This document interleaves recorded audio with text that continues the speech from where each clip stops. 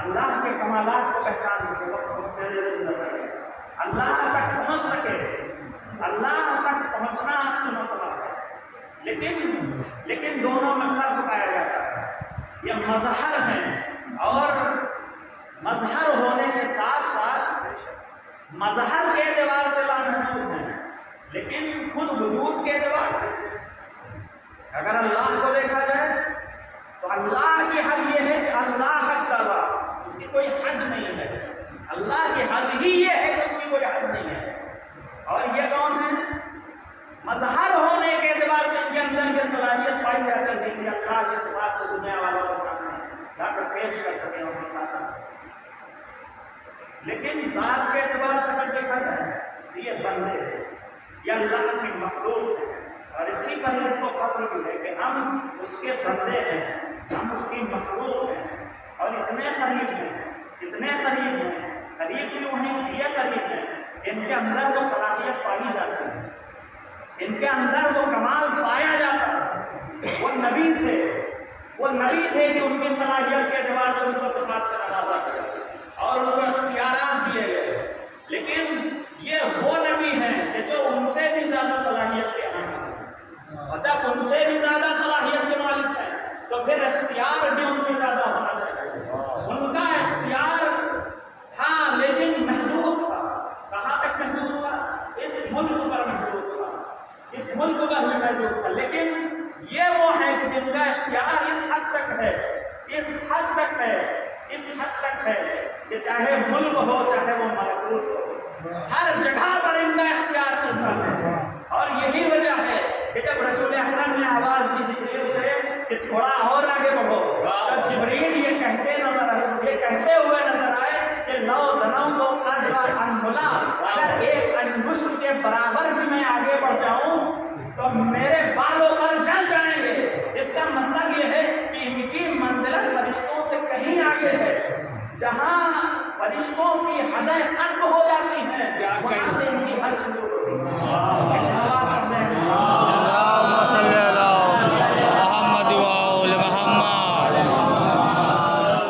ये मजहर है, हर चीज का मजहर है। इल्म को देखना हो अल्लाह के तो इनको देखो, शुजाअत को देखना हो तो इनको देखो।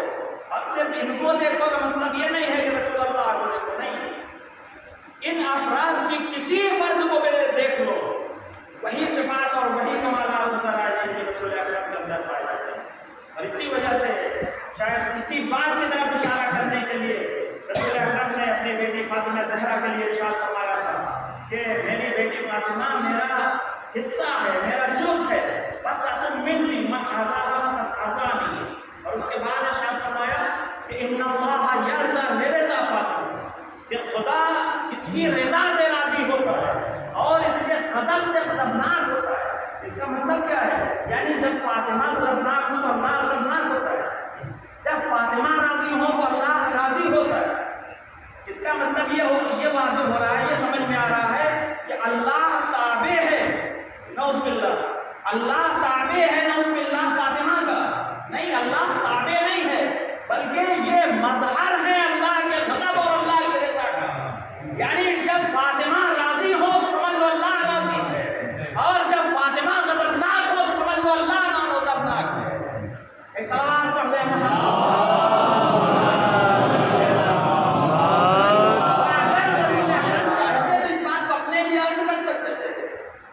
अपने लिए इस बात को कह सकते थे, लेकिन हो सकता है कोई कहने वाला ये कह देता कि हम रसूल को मानते हैं, लिहाजा अगर हमसे रसूल राजी हो गए तो इसका मतलब यह है कि खुदा राजी हो गया, अगर हमसे रसूल राजी हैं तो खुदा राजी होगा।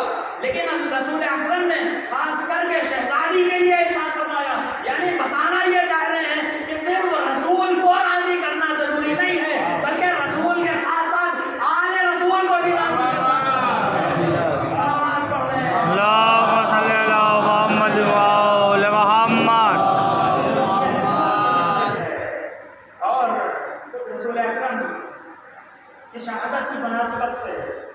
इस मजलिस का इनेकाद किया जाता है और जिन लोगों ने इसकी बुनियाद डाली थी परवरदिगार आलम को उनकी मग़फ़िरत फरमाए और जो लोग इस मजलिस को आगे बढ़ा रहे हैं और इसको इनेकाद कर रहे हैं उनकी औकात में इज़ाफ़ा फरमाए रसूल अकरम के लिए और उन्हीं की शहादत की मुनासिबत से इस मजलिस का इनेकाद लिहाजा कुछ जुमले रसूल अकरम की शख्सियत बस फर्क करते हुए रसूल अकरम वो हैं जिनको परवरदिगार आलम ने सब कुछ अता कर दिया।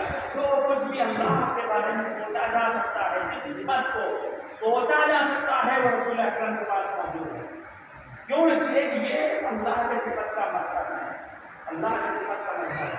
और इसीलिए उस्वतुन हसना, ये तुम्हारे लिए उस्वे हसना है। यानी अपनी जिंदगी को अगर कामयाब बनाना चाहते हो तो फिर रसूल की सीरत को देखो, ये क्या कर रहे हैं। ये नहीं कहो कि हमारे समझ में नहीं आ रहा है। अगर इस तरह का मसला पेश आ गया तो हम क्या करें? नहीं, तुम्हारे पास रसूल की सीरत मौजूद है उस्वे के तौर पर, नमूने अमल के तौर पर। तुम्हें देखना है कि वो क्या कर रहे हैं, वो क्या कर रहे हैं इस मौके पर। अगर फरिश्ता भी आता है तो वो क्या कर रहे हैं? अपनी बेटी से यही कहते हैं, मसला तो कर रहे हैं। अपनी बेटी से यही कहते हुए नजर आते हैं, बेटी इसको इजाजत दे, इसको इजाजत दे।